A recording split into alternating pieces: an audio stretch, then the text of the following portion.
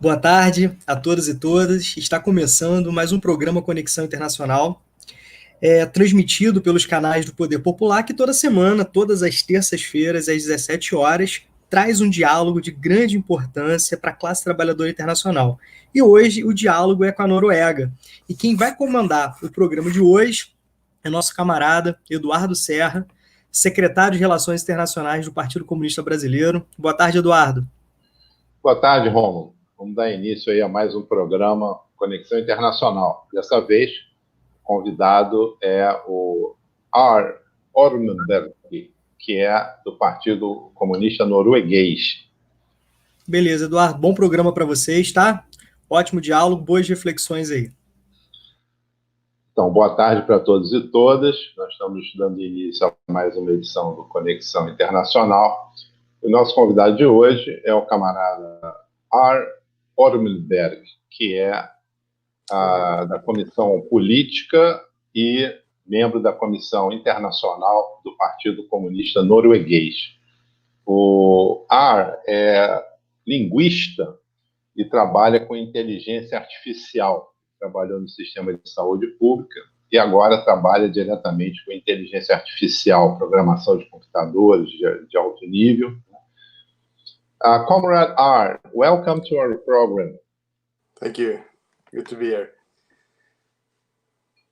Okay, so let's start with our interview. I'll first ask you to tell us a bit about the history of the party, the Norwegian Communist Party, and how it is today, how it works today. Yes. Eu estou perguntando ao Ar sobre a origem do Partido Comunista Norueguês e como ele está hoje, como ele está atuando hoje. So the Communist Party of Norway was founded in 1923 when the Social Democratic Party did not want to be part of the Third International, so there was a split where our party was founded, and we were the first party to be illegalized when the Nazis invaded in 1940. So we played an important role in the struggle against Nazi occupation. And after World War II, we received some political support for our efforts there that were being recognized, and we had some parliamentary representation. In this period, in the late 1940s, we managed to introduce housing programs or housing policies that ensured people's right to own their houses and so on. And then very shortly after, the McCarthyist tendency started in Norway, and we were marginalized quite a bit primarily by the Labour Party, who spent a lot of efforts keeping us out of the labor movement. But we've been a very active part of the trade movement, the labor movement, throughout this time. And we haven't had parliamentary representation since the 1980s, but we've had a strong presence in peace movements, workers' movements, and in publishing our newspaper, which we founded illegally during the war. We've been doing that since, ever since then. And we have been a part of the political, we've been among the oldest established parties for all of this period. Okay. Yeah. So let me translate. Bom, ele se refere à história do partido, que foi fundado em 1923, quando o Partido Social Democrata, no qual estavam os comunistas, rompeu com a Internacional Comunista. Então, mais tarde, o Partido Comunista Norueguês lutou contra a ocupação nazista. A Noruega foi ocupada pelos nazistas na Segunda Guerra. Depois da Segunda Guerra, eles passaram um período fazendo parte da coalizão governamental, né? Com o Partido Trabalhista, etc., e outros partidos da coalizão, e eles tiveram uma intensa participação no programa de habitação e outros programas populares, né? Mais tarde, o macartismo, já nos anos 50, que veio dos Estados Unidos, se instala também na Noruega e em vários países, né, naquele momento, e o Partido Comunista foi meio que marginalizado e colocado fora, né, do parlamento e proibido de participar oficialmente dos movimentos, etc. Nos anos 80, o partido, até os anos 80, o partido manteve alguns parlamentares. A partir de então, ele não tem conseguido eleger parlamentares, mas ele está presente nos movimentos gerais, na luta pela paz, e também nos movimentos sociais, no movimento sindical, com uma atividade bastante intensa. Ok, comrade? Yes.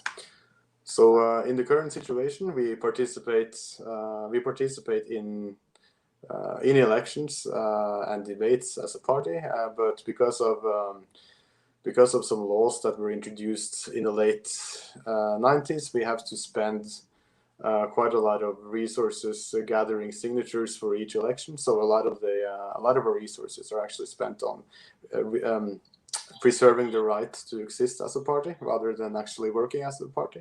But of course, we also have an extra parliamentary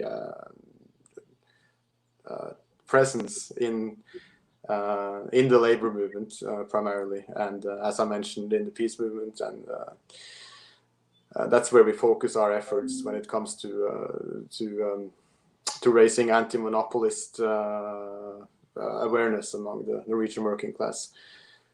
That is currently Ok, então, ele afirma que o partido participa das eleições, mas tem muitas leis que impõem barreiras à participação na eleição. Então, eles gastam muito recurso, porque a lei diz que eles têm que recolher assinaturas para poder participar da eleição. Isso exige muitos recursos, né? Então, mas eles investem para continuar tendo o direito de existir legalmente e de poder participar das eleições, mas que a ênfase do trabalho deles hoje é extra-parlamentar, no movimento sindical, no movimento dos trabalhadores, na luta pela paz, etc. Ok? Yeah. Okay, so I'll ask you a second question. We'd like to know a bit more about the composition of the working class in Norway. Eu estou perguntando a ele sobre a composição da classe trabalhadora na Noruega, para ele falar um pouco sobre isso. Comrade. So the largest number of workers is actually found in the service industry, in food distribution or supermarkets, that sort of thing, in hotel industry and tourism to some extent, and of course the very important, the most important industry as far as we're concerned, or in everyday discussion, is the petroleum industry, which of course also has part of our working class. There are quite a few people employed there as well, but we also have a long tradition of independent fishing industry, which is being gradually overtaken by fishing conglomerates, or by bigger industry, and farming and forestry is also a major thing, has been a major thing for several centuries, and also a very large portion of our population works in health and education in the public sector, and they're subject to many of the same anti-worker and anti-trade movements developments that people in the private sector are exposed to. So, for instance, the development in wages among nurses and among uneducated assistants in healthcare has not increased that much. The contracts are usually a lot smaller than the actual work you're expected to do, so you're sort of asked to work on a short notice and that sort of thing. Same thing that happens in the private sector. It's actually the struggle is actually quite similar, and that's a very large part of our of the working class. Ok. Bom, ele fala que a Noruega tem um setor de petróleo muito importante, né? inclusive com produção no mar, também a construção naval, cidade de Trondheim, que é mais ao norte, que é onde está a indústria do petróleo, uma importante atividade pesqueira que hoje está ligada a grandes conglomerados industriais, da pesca e da indústria relacionada à pesca. Também a agricultura e exploração de florestas, né, o uso racional das florestas, e uma grande importância do setor público de educação e saúde, onde há um grande trabalho político, um forte trabalho político deles, né? Então, é uma luta por legalidade, por bons contratos, que se repete também no setor privado, para ter garantia dos contratos. E no setor de serviços, né? Muitos setores ligados ao serviço, como turismo e tal, que também são importantes na composição da classe trabalhadora na Noruega. Okay, Comrade? Yes, and so I should say also that the term working class, the way these terms are used today, as you can say, as part of the cultural hegemony of the bourgeoisie, a lot of people don't believe that the working class even exists. Like, people can be part of the proletariat, yet they can be convinced that since they don't work in industry, they're not working class. And among younger people, since they don't have a strong connection to their job because they don't get full contracts and they have to work multiple jobs, they don't get a strong connection with the trade unions. So people don't organize because they don't have that connection to their elected representatives in trade unions, and therefore they don't identify their class or their role as the proletariat. So that tendency is obviously very problematic for us, and that's kind of the thing we like to work on increasing awareness around, because that's becoming the tendency, like I said, both in the public and private sector. Public sector is being run more and more like the private sector because of neoliberal reforms that also come from the Social Democrats. Ok. Então, ele está dizendo algo que para nós é bastante importante, nós também nos preocupamos com isso, que é quanto ao conceito de classe trabalhadora, né? Então, ele está dizendo que muita gente não se vê como trabalhador, que a relação não é uma relação constante, contratual, mas sim de empregos frágeis, né? Uma relação de trabalho frágil, empregos informais, uma relação mais fluida de contratação, que faz com que muitos trabalhadores não se reconheçam como trabalhadores. Então, eles não identificam os sindicatos, né, como seus representantes, não se identificam como classe trabalhadora. Então, ele fala que essa é uma luta, né, para resgatar o caráter de classe, a consciência de classe, a participação das entidades de classe, e que, além da direita, também a social-democracia cria essas condições, quer dizer, de fragilizar o emprego e de diluir o conceito de trabalhador e de classe trabalhadora. Ok, Comrade? Yes. Okay. Well, you have already answered it in this way, but I'll ask you about the informal jobs. Informal jobs. Yes. Yes. Okay. So one of the things that have been happening. Now, this is not a very new thing, but the term social dumping is one we use in the trade movement to describe the type of work what's it called? Usually, people from EU countries in Eastern Europe are set to do manual labor, such as farm, basic work on farms and so on, and construction especially, without having any association with Norway beyond their employer. So basically, people are sort of flown in or bussed in order to work at a farm or at a construction site for a really low, very low pay,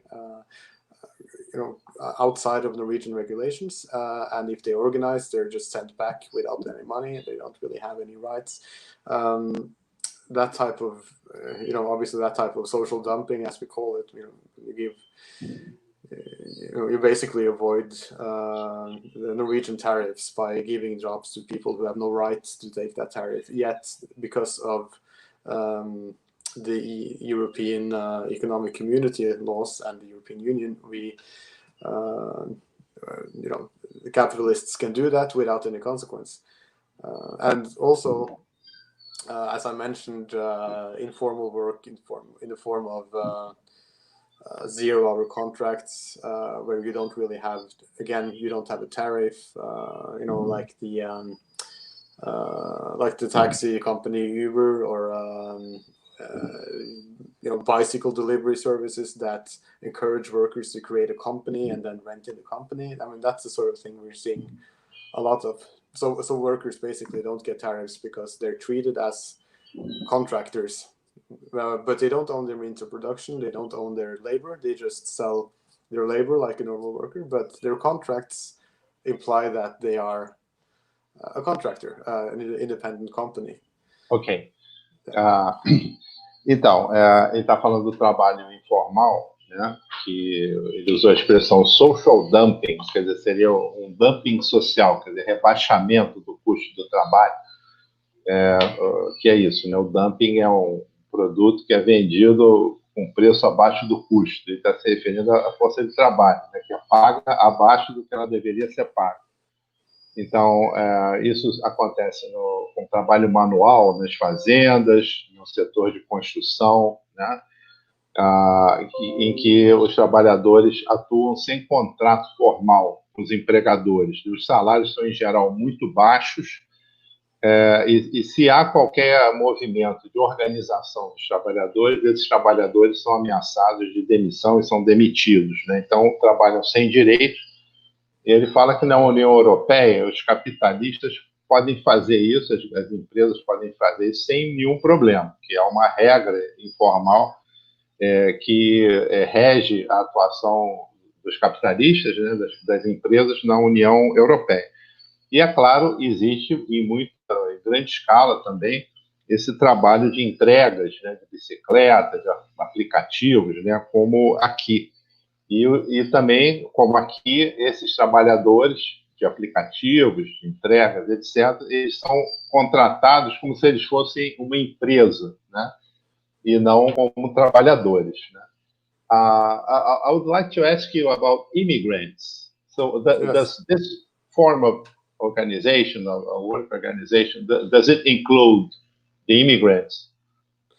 Yes, it does, but usually only temporary immigration, in which their only role is to provide very cheap labor and then being sent back to where they live. So this is a form of temporary immigration that exploits the working class of the respective countries. A good example of this also is a recent example where a ferry company or a cruise liner hired Filipino workers, paying them 40 kroner an hour. So that's like that wage doesn't, let's say that's a fifth of the lowest wage you could get in regular work, basically, because they're in international waters. But that's a peculiar situation, of course, because shipping industry and so on do that quite a lot. But when it comes to immigration in general, of course, not a lot of effort is spent on educating immigrants on their rights as workers. I mean, yes, a lot of effort is spent allowing people to, understand their rights as citizens, which is, of course, perfectly fine, very necessary. But the degree of organization, it actually depends on the line of work. You will find a very well organized, group of workers among transport, among bus drivers, and so on. They actually have some pretty good unions, and also a large share of immigrant workers, as in permanent residents. Okay. Let me translate, so otherwise I might forget something. Eu perguntei a ele sobre os imigrantes, né, como é a situação dos imigrantes, e ele está dizendo que é uma situação bastante comum, são imigrantes temporários, que passam um tempo na Noruega trabalhando, e depois retornam aos seus países, né? Então, ele deu um exemplo que no setor de transporte marítimo, o ferry boat, que lá é muito comum, as travessias marítimas entre os países próximos. Então, tem muitos trabalhadores, né, marinheiros filipinos e de outros países, que recebem cerca de 1/5 do salário regular, que seria do trabalhador regular norueguês, né? E que isso é comum no setor de navegação, e que esses imigrantes eles não têm acesso à educação e nem ao treinamento profissional formal, né? Então, eles não sabem dos direitos que eles teriam, né? Não sabem. Então, é muito precário o trabalho. Agora, também falou que esse grau de precarização e de organização desses trabalhadores depende do setor. Então, ele deu o exemplo que no setor de transportes, em geral, tem muitos trabalhadores imigrantes, o grau de organização é maior, eles têm bons sindicatos, bem organizados, que incluem esses trabalhadores. Ok. Yes. So this exploitation of immigrant workers is very strongly tied to the European Union, as I mentioned. And we didn't join the European Union when we had a referendum in 1972 and one in 94, and we voted no by a small margin every time. And the support for the European Union has actually also dropped among the bourgeoisie, but back in 94 it was pretty high, like they really wanted us to join. But around that time we joined the European Economic Community, which is what makes this type of social dumping possible.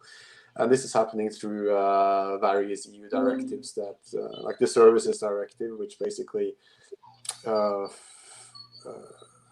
overrides, not only overrides Norwegian tariffs, but also overrides International Labour Organization decrees. For instance, among dock workers, there's been a 1-year strike, which ended in termination of labor a few years ago, in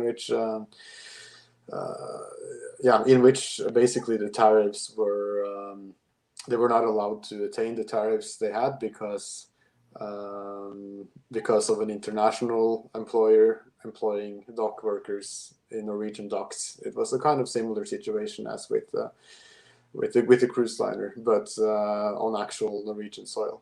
So all these things have to do with the rules imposed by the European Union, despite our not being a member of it. Ok. Ele está falando da condição da Noruega em relação à União Europeia. A Noruega não aderiu inteiramente à União Europeia, eles não usam o euro como moeda, né? E houve um plebiscito e venceu o não, por uma pequena margem, para não entrar na União Europeia. E o apoio à entrada na União Europeia vem da burguesia, né? Então, mas a Noruega participa da comunidade econômica europeia e de vários acordos internacionais, por exemplo, que regulam o trabalho, né, internacional. Então, ela adere às regras que regem o trabalho internacional por meio dos acordos presentes no contexto ali da União Europeia. Ok. Okay, so let's move to the next question. I'd like to ask you about the composition of the Norwegian bourgeoisie. You have already answered in a certain way, but I'd like you to describe it a little more. Yes, so Norway has a few private landowners that own the forest industry, and we have some hotel and convenience store chain owners that are among the richest. Actually, the richest men in Norway are, two of them have been ship owners, and the rest of them are own supermarket chains, and that's they have pretty much a monopoly, and they exploit the Norwegian farmers to the extent that they basically drive down the price. Exactly like how they do everywhere else. They drive down the prices of the produce, and then they choose as they like what they sell us for, and then they take the profit. Regular capitalism. But those are the most successful ones, or the most important ones, as well as hotel owners who own basically entire city blocks. You mentioned the city of Trondheim. The entire center of Trondheim is actually owned by a convenience store owner. He owns, I think, every building in the center. So basically, landlords. Our landlords are mainly billionaires from that industry, and there's a consolidation of the interests of financial capital with all of them. They're basically monopoly capitalists, all of them. So they have the same interests in that regard. They're actively supported by the bourgeois parties, of course, and they also financially support the bourgeois parties, and some of them support the far right bourgeois parties that are currently in government. Well, one of them is currently in government, sort of partly due to the support from these monopoly capitalists. So they have quite a lot of power, and they exercise it quite often. Okay, you said they're supported by the bourgeois policy. Yes, well, the bourgeois, the bourgeois policies in general. Policy. But we have, right. Yes, but right. today we have a government made out of the Conservative Party and a right-wing populist party, mainly. Okay. So that's where the main support comes from. Bom, let me translate. Eu perguntei a ele sobre a composição da burguesia norueguesa, né? E ele diz que tem vários setores, né, em que a burguesia está presente de forma dominante, os ricos, né? E citou alguns, né, os armadores, os donos das empresas de navegação, redes de supermercado, que exploram os fazendeiros, que são estruturas monopolistas, né? Ele também falou que na cidade de Trondheim, que é onde está a indústria naval, que todo o setor de habitação é privado, né? Então é uma rede de proprietários de terra, né, de prédios, etc., e que o capital financeiro tem um peso muito grande, também é monopolista privado, e que esses setores apoiam a política burguesa. E hoje o governo da Noruega é dirigido pelo Partido Conservador e alguns aliados, né? Então esses são os setores burgueses noruegueses que apoiam basicamente o governo, né? Ok? Yeah. Okay, so there's a question here that has to do with the subject we're discussing right now. It has to do with the state, the Norwegian state, and the question is to what extent the state has been destroyed or dismantled. Oh, okay. By neoliberal policies, like to which extent? Yes. Yeah, I see. Well, yes. Again, via the directives, the EU directives, which have been incorporated into the EEC agreement, which is the one we are part of. Then quite recently, the fourth railway package of the European Union, which was established in 2016, has led to the privatization of the railways, which was a state-owned enterprise, which is now split into several state-owned companies and some private contractors, like a British rail company, Go Ahead, which is very unpopular in South England and is now becoming very unpopular here. The Swedish state railways now own or operate some of our railways. So that's a very recent thing. It happened last year. They're actually voting for it now in Parliament to include it in the EEC, but they already done the privatization. Another thing that happened in 2013, the EU Internal Postal Market Directive became part of the EEC, which was decided by the current bourgeois government. So now, basically, it means that the postal services are now basically privatized.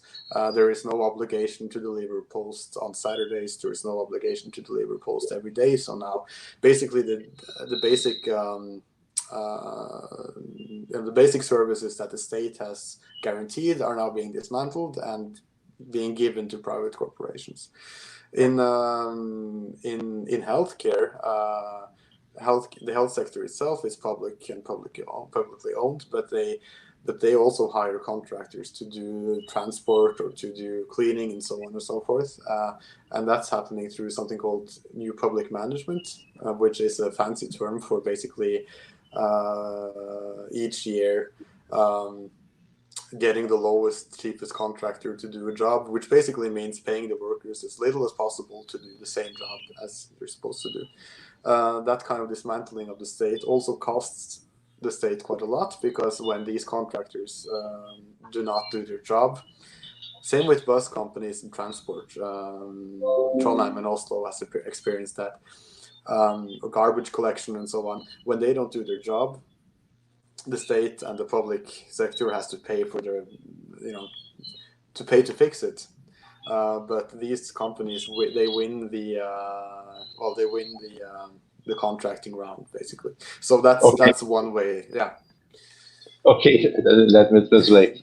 Então, a pergunta foi o grau de desmonte, né, do Estado nos últimos anos, né, do Estado norueguês. Então, ele diz que nos últimos anos tem avançado muito a privatização, em que, por exemplo, do serviço de transporte ferroviário, né, que era estatal, agora não é privado, é operado por empresas da Suécia e outros países, né, e que a partir do ano 2013 foram adotadas diversas políticas com orientação de mercado, que é o que a Comunidade Econômica Europeia recomenda, né? Então, é uma linha geral que vem sendo imposta, né? Vem sendo implantada na Europa.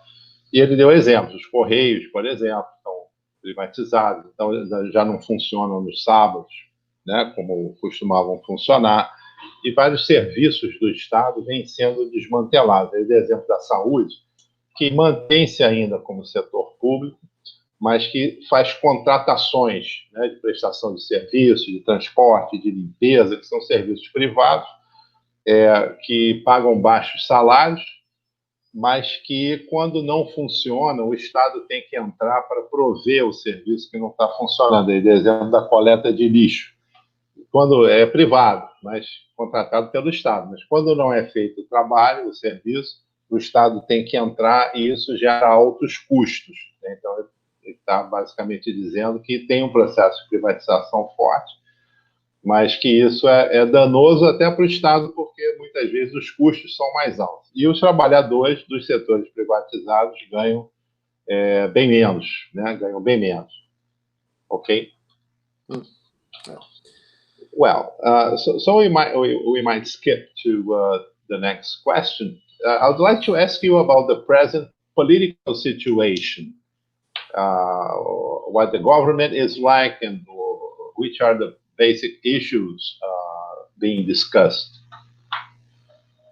Well, like I mentioned, the parties that have been in power since 2013 has been a coalition of conservative and right-wing parties, including one right-wing populist party which uses racist rhetoric, and then we have the Conservative Party, which is just a regular conservative party, but they would rather support the racists than to support the trade unions, obviously.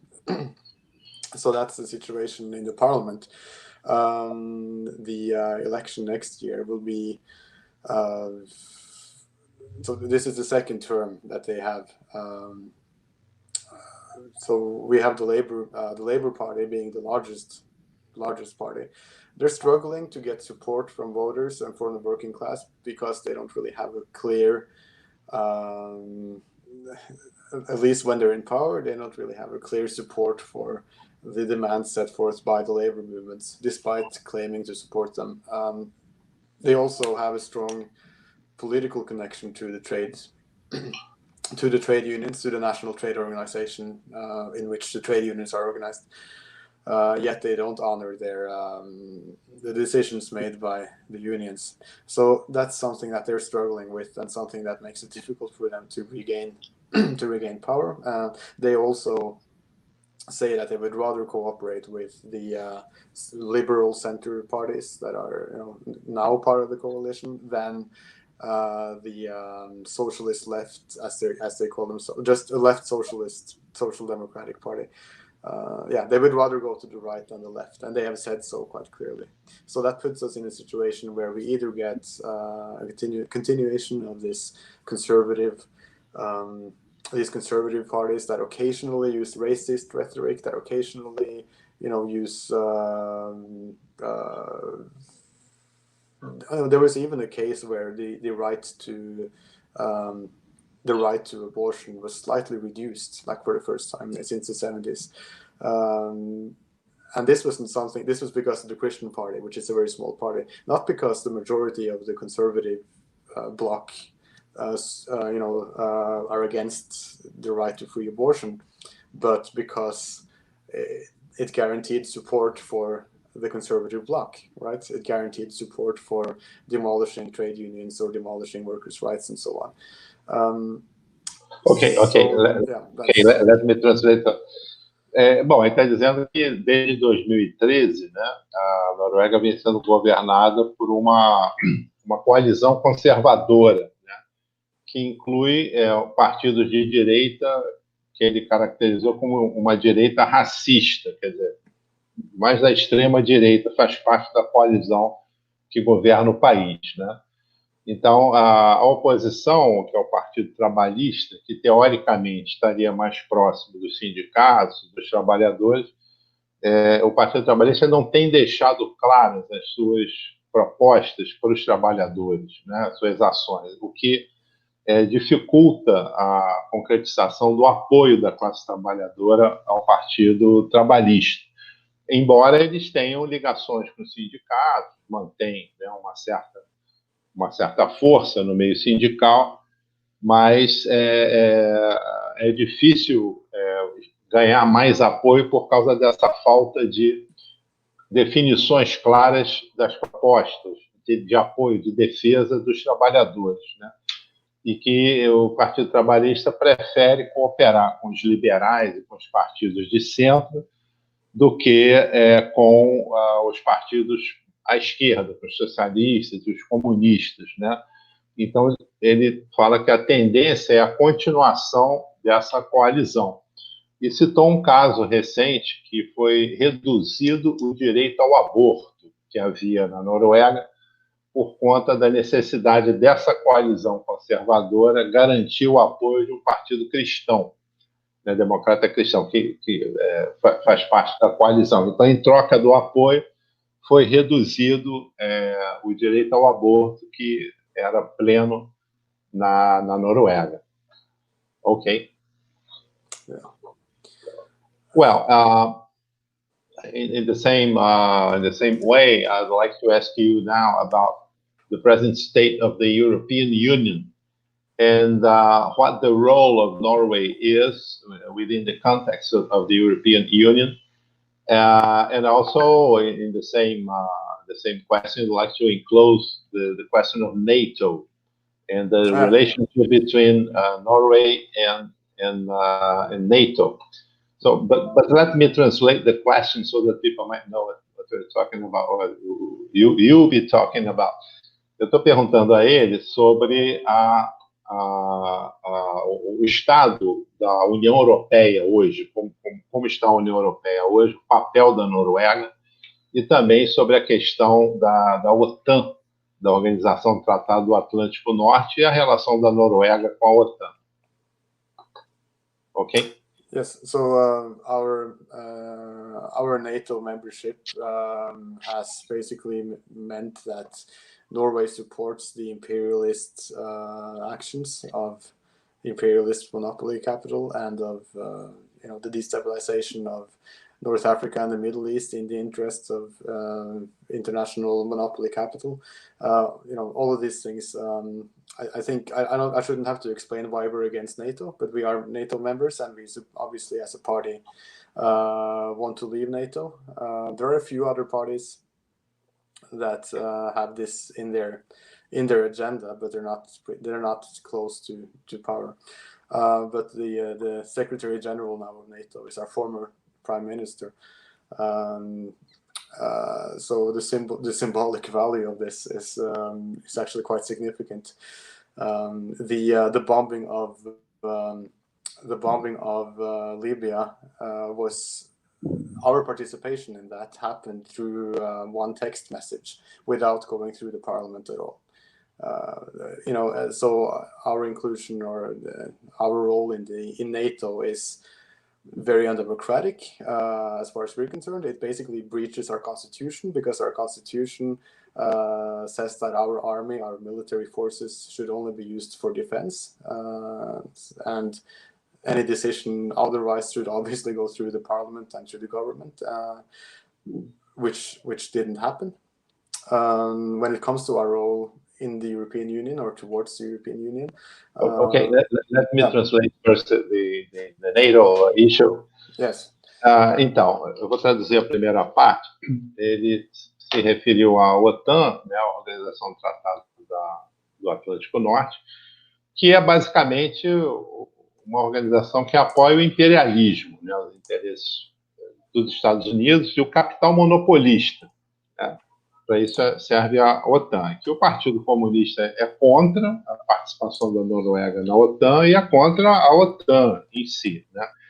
Ele deu o exemplo que o secretário-geral da OTAN, recentemente, é um ex-ministro da Noruega, né? Que isso é muito ruim, e que a participação, por exemplo, das forças norueguesas no ataque à Líbia foi realizado sem aprovação dessa ação no parlamento, quer dizer, por cima do parlamento. Então, uma participação antidemocrática, né? E segundo a Constituição norueguesa, as forças armadas da Noruega só devem ser utilizadas para defesa. A Constituição não permite que a Noruega participe de ações ofensivas, né, de agressão a outros países, como vem sendo realizado.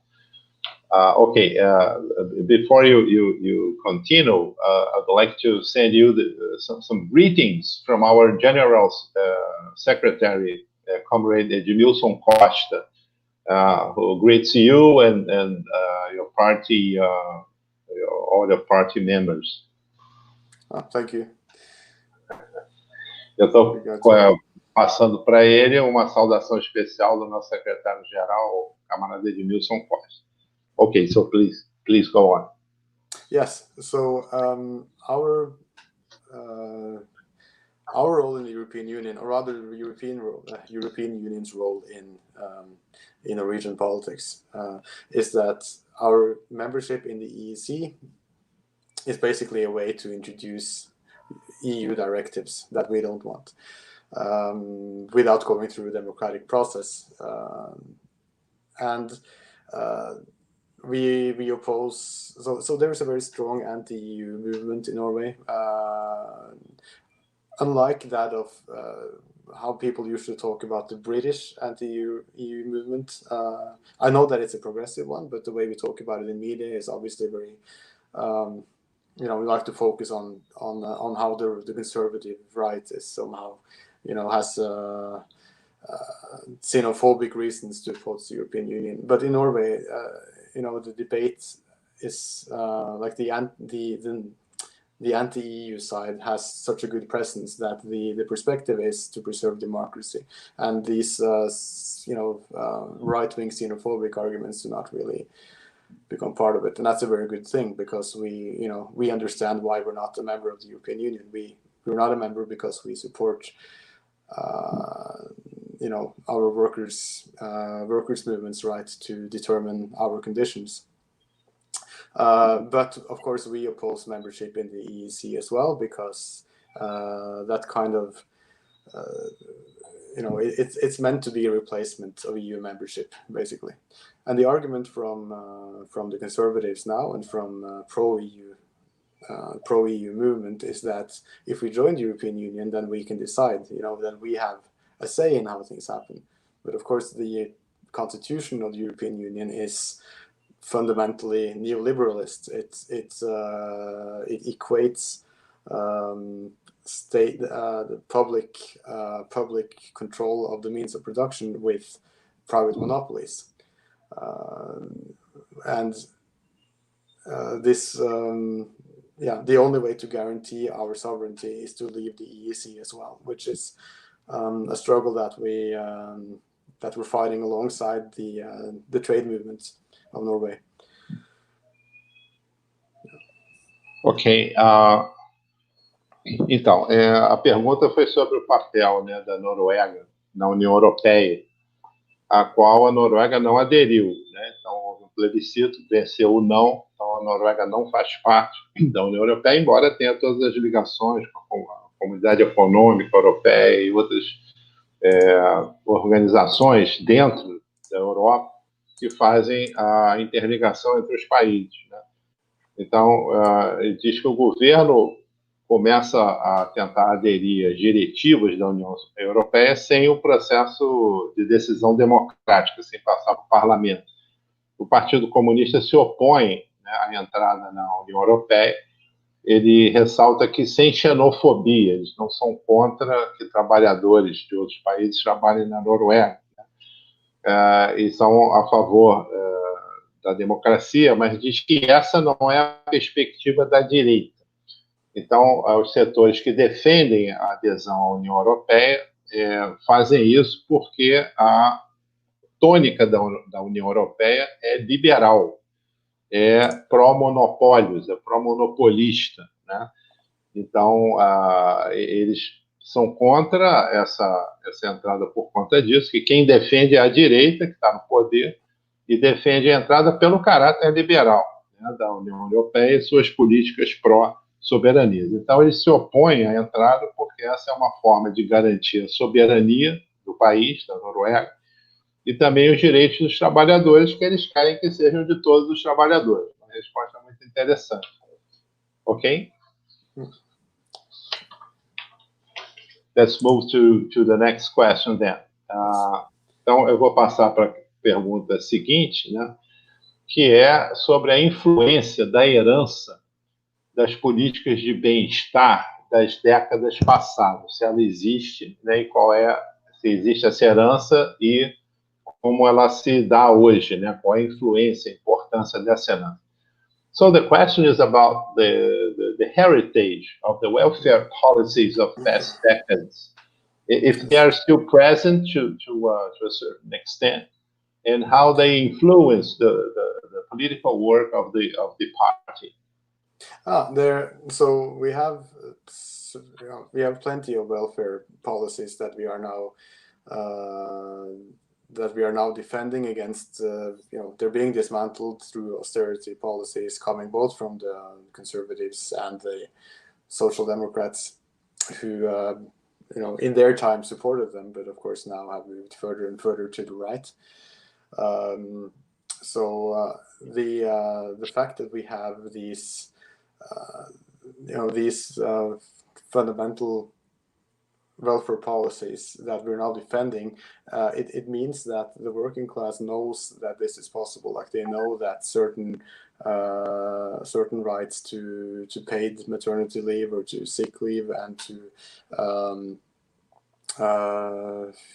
all the fundamental rights that our welfare system supports, makes it more difficult for neoliberal politicians to dismantle it, right? Even the conservatives pretend to support the welfare state because everyone knows that the welfare state works.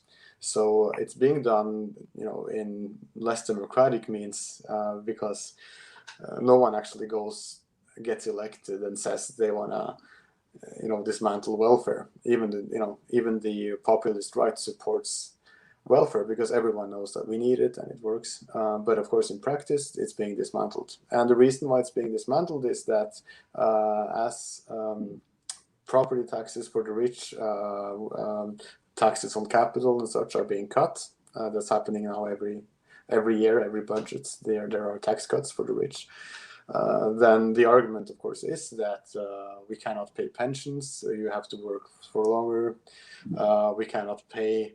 I think they recently cut. I think braces, like dental care for children, and glasses. Like those were two areas where they cut support now. So basically, they take fundamental health care guarantees away from children in order to justify their tax cuts, and then act as if these tax cuts had to happen, right? Okay. Yeah. Okay. So let me translate. So there's not too much to translate and remember. Então, a pergunta sobre o sistema de bem-estar, né, se continua existindo e qual é a influência.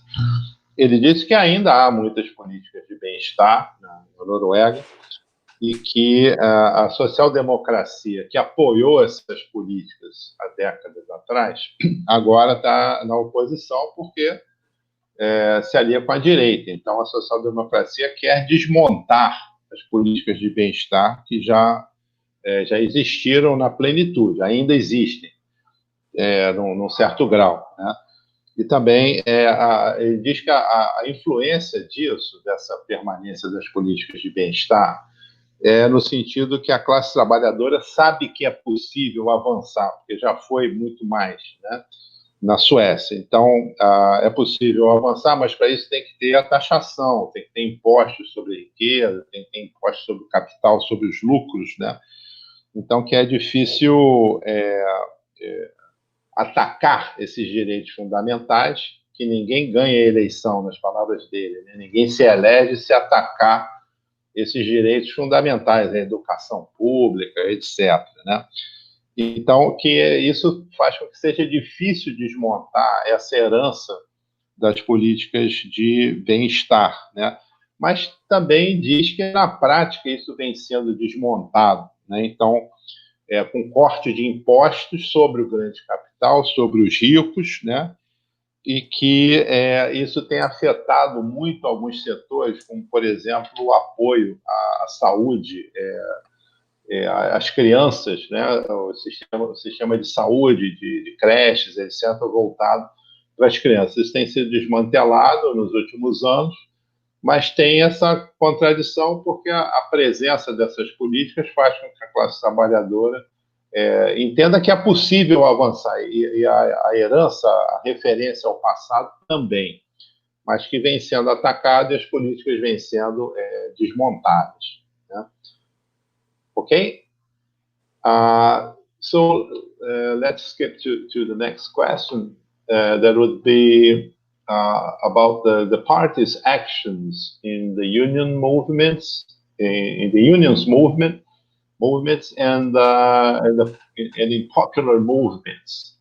I'll translate the question. A pergunta é sobre como o partido vem atuando nos movimentos sindicais, no movimento sindical, e também nos movimentos populares.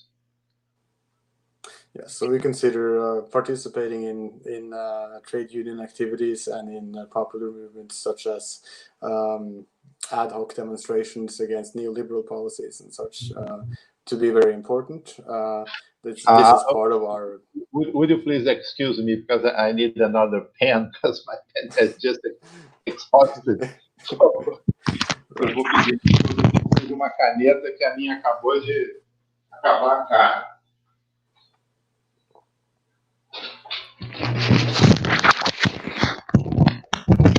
Eu precisei parar um pouquinho, porque a minha caneta acabou a carga, eu preciso de outra para anotar aqui a tradução.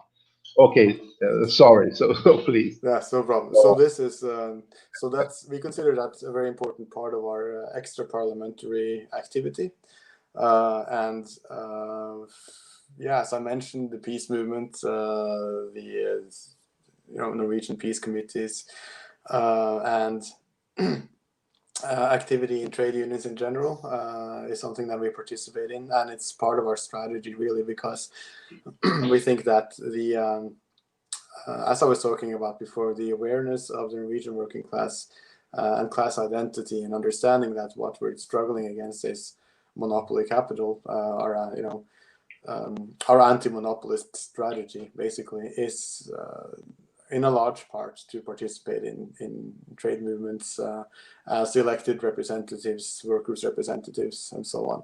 So we do have a presence there, and we support actively the decisions and discussions that happen in the Norwegian trade movement. We consider that activity to be very important. It's our strongest connection to the working class in practice happens through that form of workers' democracy, which I would say is also most people's, for most workers, that is,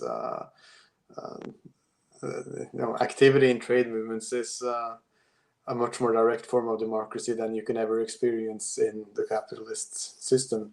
So therefore, we're very active there. We participate very actively, and we have good representation. Ok. Bom, ele está dizendo que a atividade no movimento sindical é extremamente importante, é uma ação extra-parlamentar, e eles têm uma intensa atividade nos sindicatos, assim como tem nos movimentos pela paz e outros movimentos mais gerais. E que essa participação no sindicato é parte da estratégia para a construção de uma consciência de classe, consciência da classe trabalhadora, e parte da estratégia antimonopolista, que entende que a organização dos sindicatos é fundamental para a consecução, para a realização dessa estratégia antimonopolista contra o grande capital, né? Então, eles apoiam as decisões dos sindicatos e apoiam intensamente a participação dos militantes do Partido Comunista nos sindicatos para exatamente fortalecer essa conexão do partido com a classe trabalhadora, e que a participação nos sindicatos é um elemento muito importante para se construir essa noção de democracia, de participação democrática direta. É uma escola, né? É uma escola de militância, uma escola de construção do caminho revolucionário. Ok? Yes. So that's basically where our main, apart from the parliamentary presence that we have, or at least presence in elections, that's our most important efforts. That's where our most important efforts are made. Okay. Yeah. So next question is about the party's action in the feminist movement and among youth. A minha pergunta é sobre a participação, as ações do Partido Comunista no movimento feminista e na juventude.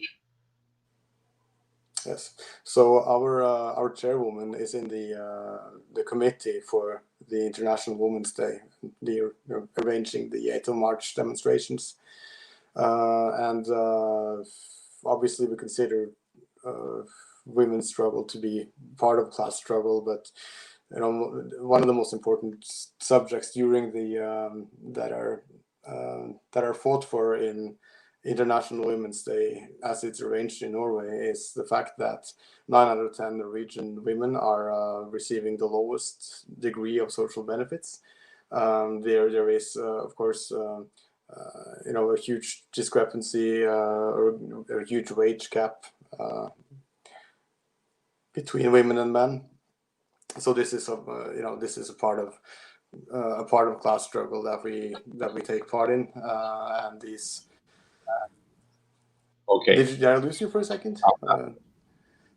Yeah. So we just fell down for some minutes, but some moments. But now we're back. So. Okay, good. Okay. So the question was about the feminist movement and yes. this action in the youth. Yes. So as I mentioned, yes, our chairwoman is in the committee for the 8th of March demonstrations and International Women's Day. And the topics have to do with economic, what's the word? Well, with economic differences between men and women, which is of course considered part of class struggle, because the occupations that are generally held by women are also those that receive less wage increase and so on. Basically considered occupations that can go without raises and so on. That's a very important part of the struggle as well. And so activism around that happens through International Women's Day and the committees for arranging that. So that's one part of our practice there. As for organizing youth, it's kind of the same thing as with organizing labor in general. Young people tend to not join unions to the extent that they used to, because as we mentioned before, the working conditions are becoming more and more informal, and therefore class identity is disappearing. So we want to increase class identity among youth by organizing working youth from the moment they need their first job, which is long before they usually join the union. We see basically trade union activism as a very important part of organizing youth.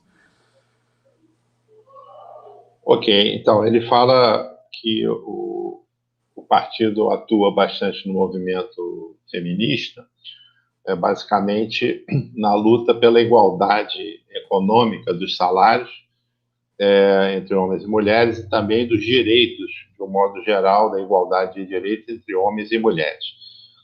Que o partido atua bastante em comitês internacionais da luta feminista.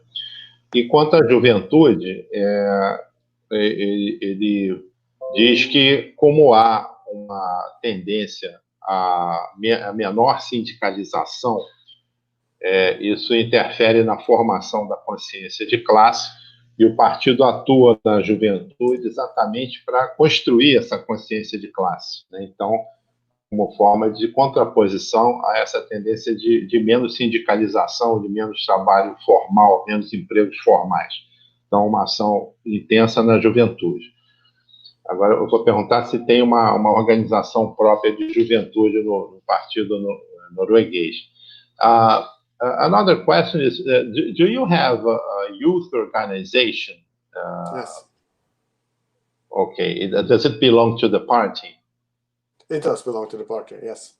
It was, we've had, the youth organization is actually older than the party, technically, and it goes back to 1902 or 03, very early in the 1900s.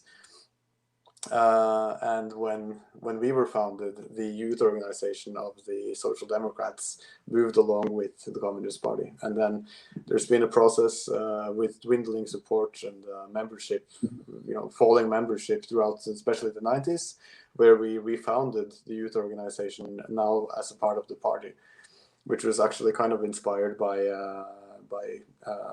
the Kine relation to Kokoe in Greece. Which I believe was in a similar state in the 90s, in the same period. So the Young Communists of Norway is the youth league of the Communist Party of Norway. So with mutual membership, but independent,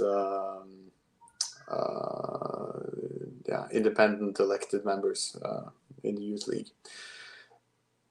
Ok, eu perguntei se o Partido Norueguês, Comunista Norueguês, tem uma organização própria de juventude, e disse que sim, que sempre houve, desde o início do século passado, organizações uma organização comunista, né, de juventude, e que agora, a partir dos anos 90, essa organização foi refundada. Ele mencionou a relação que eles têm, uma boa relação com o Partido da Grécia, e que foi refundada como uma organização do partido, mas que tem ações independentes e tem filiação independente também. Ok? Right. So we may skip to the following question. And we have also received this question here in the chat. It's about the perspective to socialism. So what the party thinks the way to socialism is. It's not an easy question, but no. So for in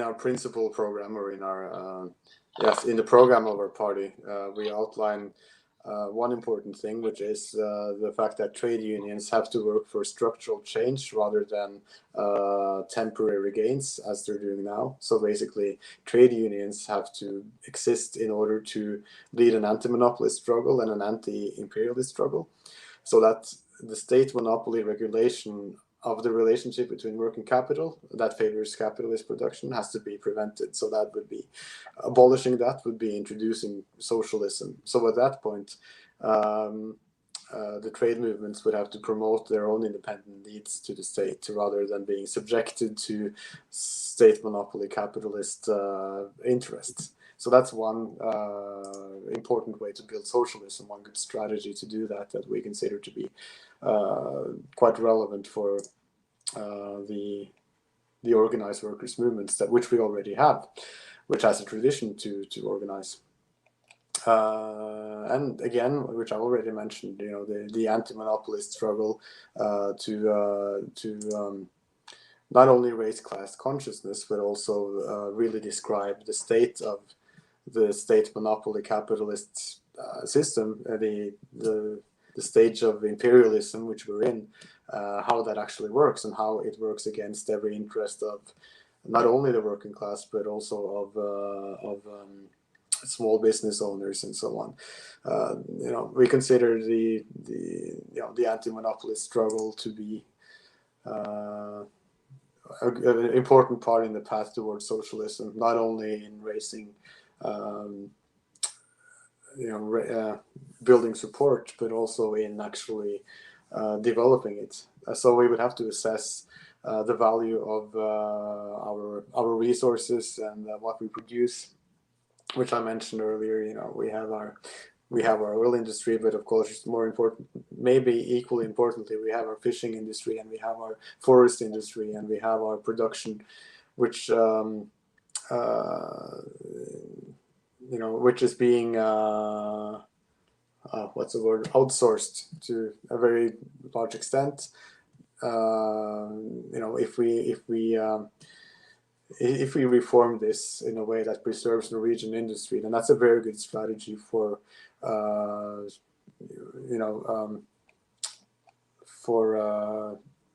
controlling our own economic future.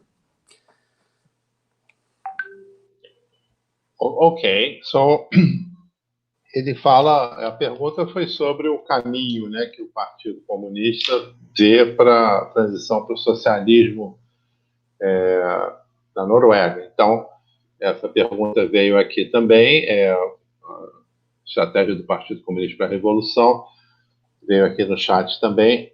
Então, ele fala que a estratégia se baseia na luta por mudanças estruturais e não apenas por ganhos provisórios ou conquistas provisórias para os trabalhadores, mas sim para mudanças estruturais. Ele se refere ao programa antimonopolista. Então, a abolição dos monopólios privados é o objetivo e também dos monopólios do Estado como eles funcionam hoje, porque servem à classe dominante, servem aos ricos, né? Então, eles se opõem ao capitalismo de Estado, né? E se opõem aos monopólios privados. E essa oposição se faz pela organização dos trabalhadores, pela luta e pela consciência, pelo ganho da consciência de classe para a classe trabalhadora. Então, essa frente antimonopolista que ele coloca inclui também, além dos trabalhadores, pequenas empresas, micro e pequenas empresas, como parte desse bloco necessário para avançar para o socialismo. E fala que faz parte dessa estratégia a ideia de usar os recursos produtivos da Noruega para a maioria da população, para os trabalhadores. Ele citou as indústrias, né? A pesca, a indústria do petróleo, que tem uma estrutura toda, e essas indústrias passariam, então, para ser controladas pelos trabalhadores, que teriam, então, o controle da economia, e com isso se faria uma mudança radical, uma mudança estrutural para a construção do socialismo. Então, tudo que é terceirizado, tudo que é comprado de fora, passaria para o controle, então, desse novo Estado, que seria o Estado socialista. Bom, eu vou fazer agora o que seria a nossa última pergunta, que seria sobre a visão que o Partido Norueguês tem sobre o movimento comunista internacional. Okay, so I'll ask you our last question. Yes, there's another question here. So before the last question, there's another one.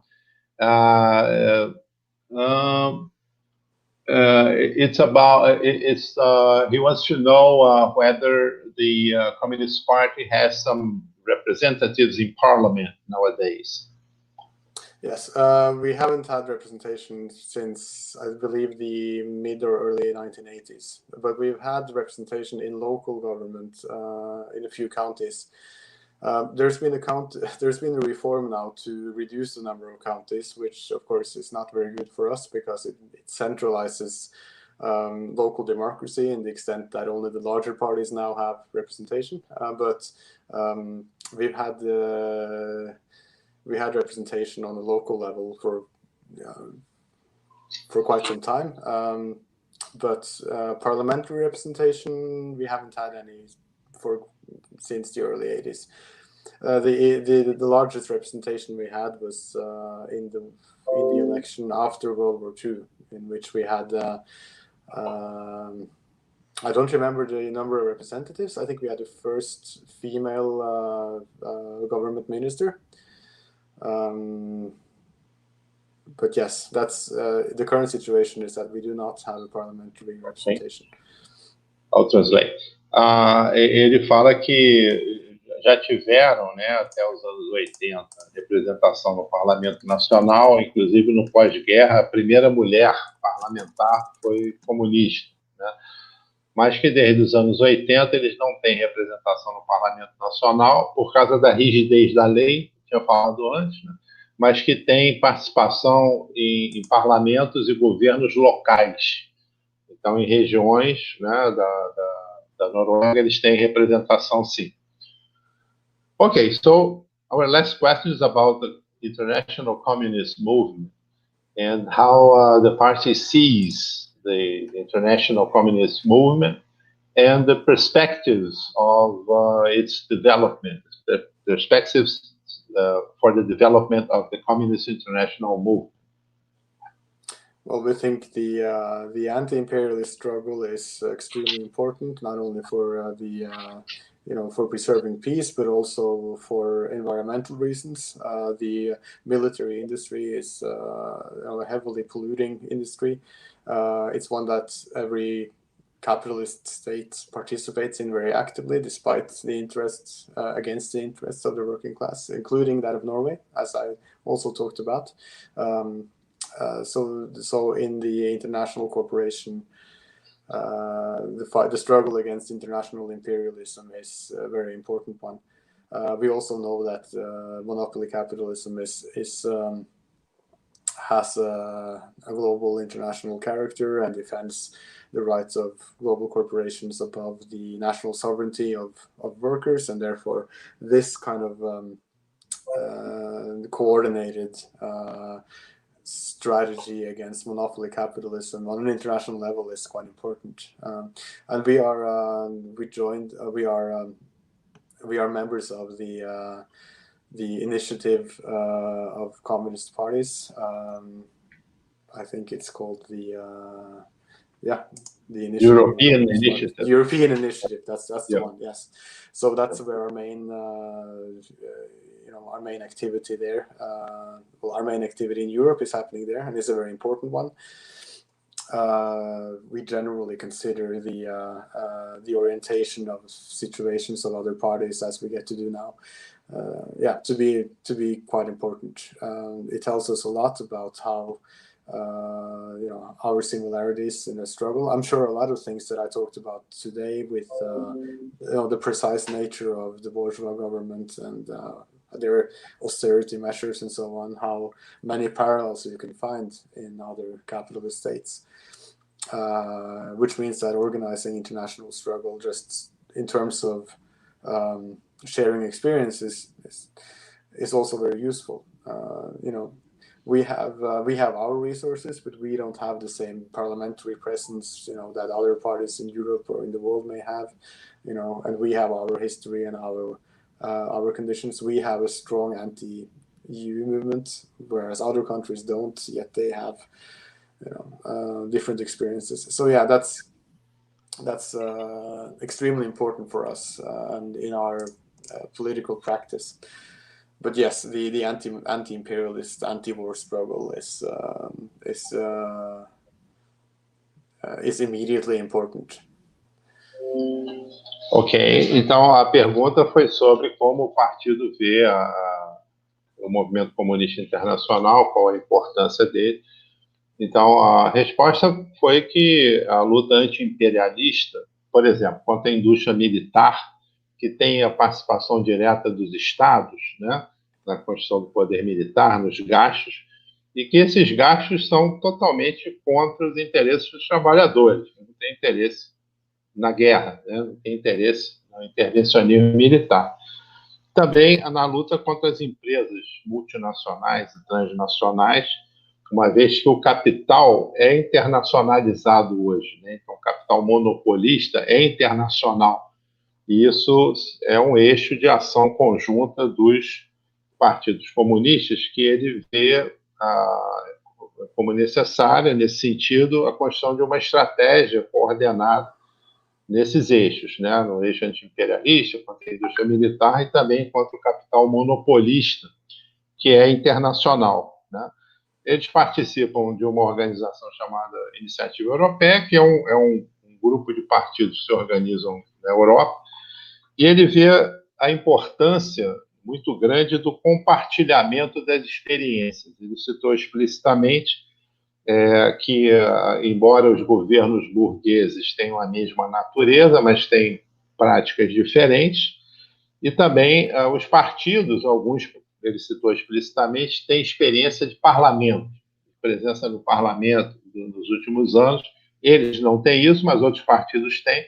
Então é importante essa troca, na forma de organização, na forma de enfrentamento das experiências na luta de cada partido.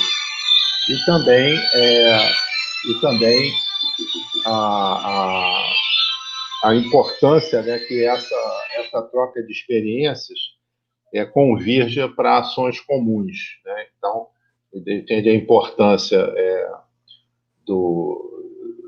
da ação conjunta do movimento comunista internacional, também na construção de troca de experiências e ações comuns.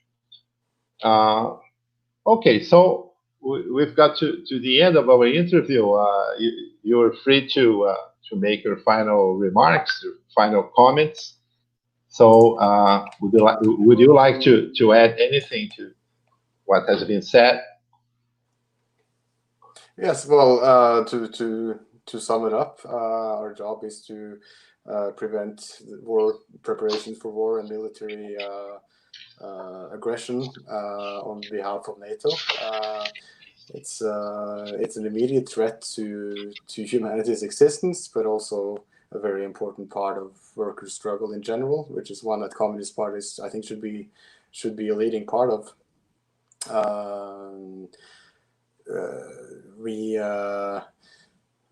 to develop an international politics that strengthens the solidarity between workers, between different countries, and workers and communist parties, of course, is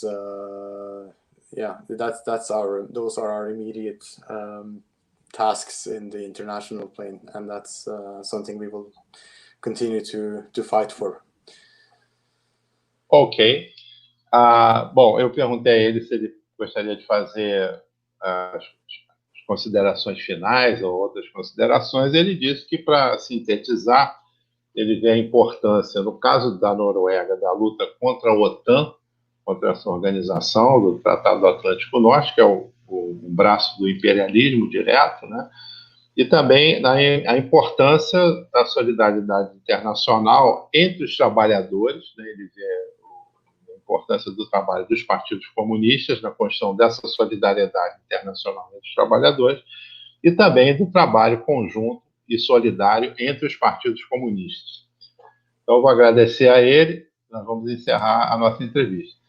So, I'd like to thank you very much for the interview, and we'll finish the program right now, okay? So, thank you very much. Thank you. And we'll keep on working together. Yes, okay? It's very good talking to you. Thank you. Very good talking to you too. Thank you. Thank you. Bye-bye.